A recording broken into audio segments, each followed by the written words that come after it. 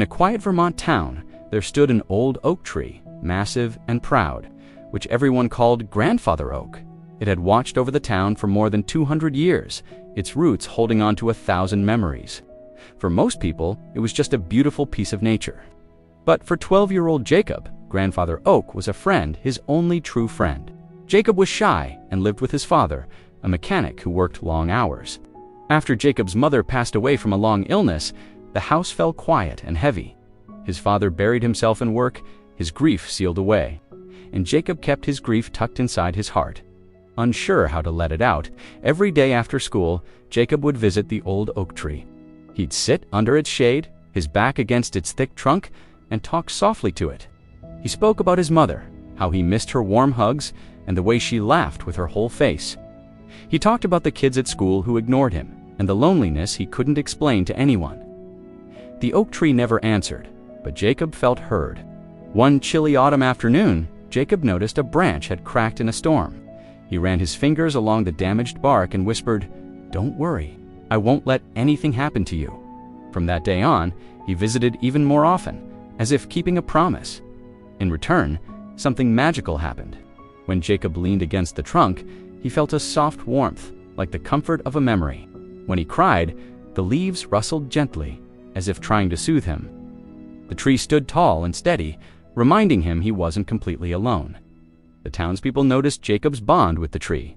Many smiled, remembering their own childhood days playing under Grandfather Oak. But things were about to change.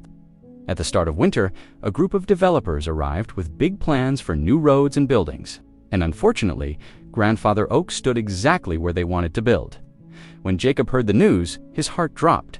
He ran to the tree, wrapping his arms tightly around its trunk. "No," he whispered.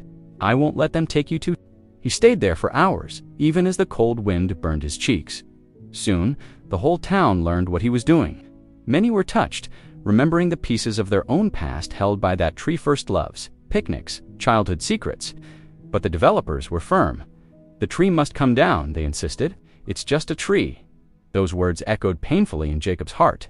He ran home and burst into tears, not quietly in his room, but openly in the living room. For the first time in years, his father saw him crying, desperate and shaking. "What happened?" his father asked, kneeling beside him. "It's the tree, the only thing that listens to me." "They're going to destroy it," Jacob choked out. His father's eyes softened. In that moment, he realized how much pain his son had carried alone. He pulled Jacob into his arms. "Why didn't you tell me?" he whispered. Jacob cried harder. "You stopped talking to me." The truth hit his father like a blow. He hugged Jacob tighter, guilt and love pouring through him. "I'm here now, buddy. I'm not going anywhere. And we'll protect your tree. I promise." The next morning, Jacob and his father stood in front of Grandfather Oak. But they weren't alone. Dozens of neighbors joined them, old couples, young families, teenagers, and teachers. They formed a circle around the tree, holding signs and refusing to let bulldozers near. Local news reporters arrived, and the story spread online. Small-town fights to save 200-year-old tree. Faced with a united town, the developers had no choice but to back down. The tree was spared and officially protected as a historical landmark. Jacob hugged the trunk, tears of relief streaming down his face. His father placed a hand on his shoulder.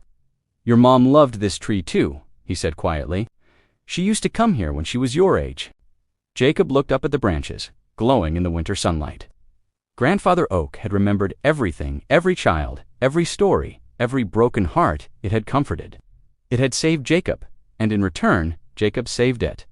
Thanks for watching. If this story touched your heart, please like and subscribe for more.